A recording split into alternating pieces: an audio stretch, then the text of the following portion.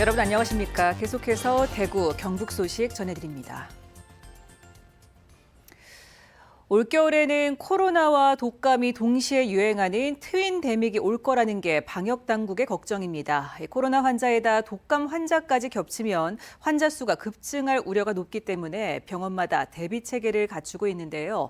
특히 올겨울 유행하게 될 인플루엔자는 독감 가운데 악명이 높은 A형 H3N2이기 때문에 아이와 임산부들은 특히 더 조심해야 한다고 합니다. 김철우 기자입니다. 김천 제1병원 응급실 입구에 음압 격리실이 들어섰습니다. 경상북도는 올겨울 코로나와 독감이 동시에 유행하는 트윈데믹이 올 것에 대비해 음압 격리실을 설치하고 있습니다. 트윈데믹이 심해지면 면역력이 약한 어린아이, 임산부나 기저질환자들이 응급 음압 격리실을 이용하게 됩니다. 소아나 임산부나 이런 면역력이 취약한 분들, 그리고 신장병 환자라든지 만성병이 있으신 분들은 이런 독립된 공간에서 안정적으로 진료를 보는 게 굉장히 중요하다고 볼 수 있을 것 같고요. 어린이 환자의 경우 의사소통이 잘 안 되다 보니 코로나인지 독감인지 파악하는 데 시간이 걸리기 때문에 경상북도는 야간이나 휴일에도 병원 도착 즉시 진료받을 수 있는 대비 체계를 갖추고 있습니다. 면역이 취약한 소아가 응급실에 왔을 때 대기 시간을 줄여서 신속하게 치료를 받을 수 있도록 응급실에 음압 격리실을 21병상을 준비하고 있습니다. 코로나가 유행한 지 3년 만에 발령된 독감 유행주의보. 독감과 코로나에 동시 감염되면 코로나만 걸린 것보다 환자의 중증도가 2배 이상 올라간다는 조사 결과가 나와 있습니다. 전문가들은 날씨가 추워지기 전에 독감 백신을 접종하고 응급 음압 격리실과 소아 전용 병상을 갖춘 의료 시설을 미리 파악해 둘 것을 조언하고 있습니다. MBC 뉴스 김철우입니다. 대구 도심의 한 동네 책방에서 5.18 민주화 항쟁 사적지를 직접 스케치한 작품들을 선보이고 있습니다. 광주, 전남 지역 작가들이 참여한 데다 대구는 달빛 동맹, 2.28 민주화 운동 등으로 광주와 역사적 궤를 함께하고 있어서 의미가 더 각별한데요. 박재형 기자가 다녀왔습니다.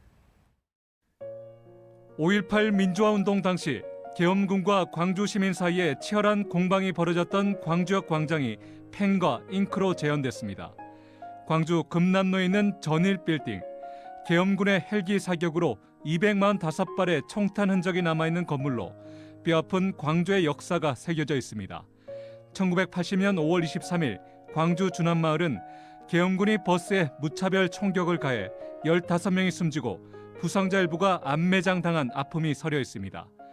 광주 전남 지역에서 활동하는 어반 스케쳐스 광주 작가 14명이 5.18 사적지를 방문한 뒤 스케치한 29점의 작품들입니다. 광주 민주항쟁에 대해서 잘 모르고 있던 사실에 대해서 다시 한번 상기할 수도 있었고, 아이들이 오는 책방에서도 그림이라고 하는 그 매체를 통해서 조금 더 편안하고 아름답게 좀 전할 수 있지 않을까. 5.18 기념재단이 후원하고 대구 동구의 동네 책방이 마련한 이번 전시는 5.18 기념일만이 아니라 일상에서 민주주의와 인권의 가치를 깨달을 수 있도록 기획됐습니다. 마을과 생활에서 일상적으로 그날의 역사, 특히 민주주의와 인권의 현장을 기억하는 것이 중요하겠다고 생각을 했습니다. 전시회를 찾은 시민들은 투쟁과 항쟁을 통해 민주주의의 가치를 전파한 5.18 민주화운동 정신을 새삼 느꼈습니다. 기회가 닿으면은 꼭 한번 방문해서 직접 한번 보고 느끼고 싶다 이런 생각도 좀 들었습니다.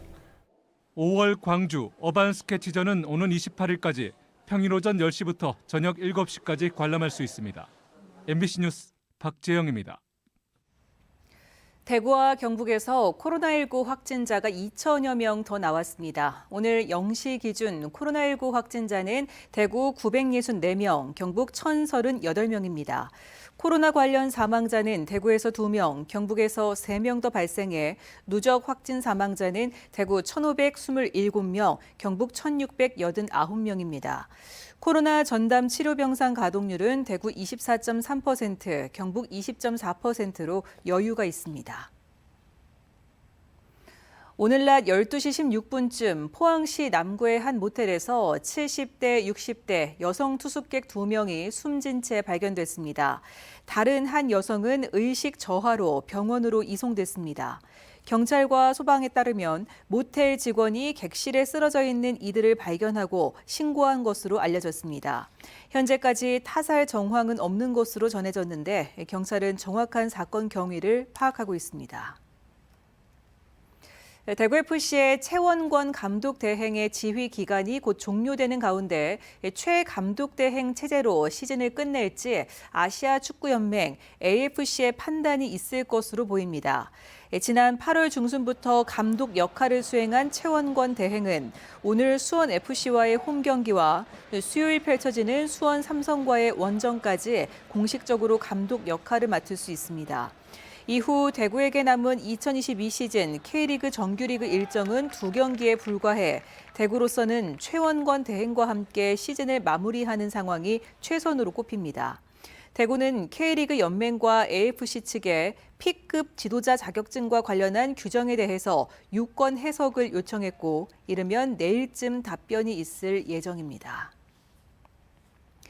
경북에서 최근 2년간 임기를 채운 초중고 교장이 전무한 것으로 나타났습니다. 국회 교육위원회 더불어민주당 안민석 의원의 국감 자료에 따르면 최근 2년간 경북과 전남은 4년 임기를 채운 초중고 교장이 단 한 명도 없고 특히 경북의 초등학교 교장 42명, 35%는 임기를 절반도 채우지 못했습니다.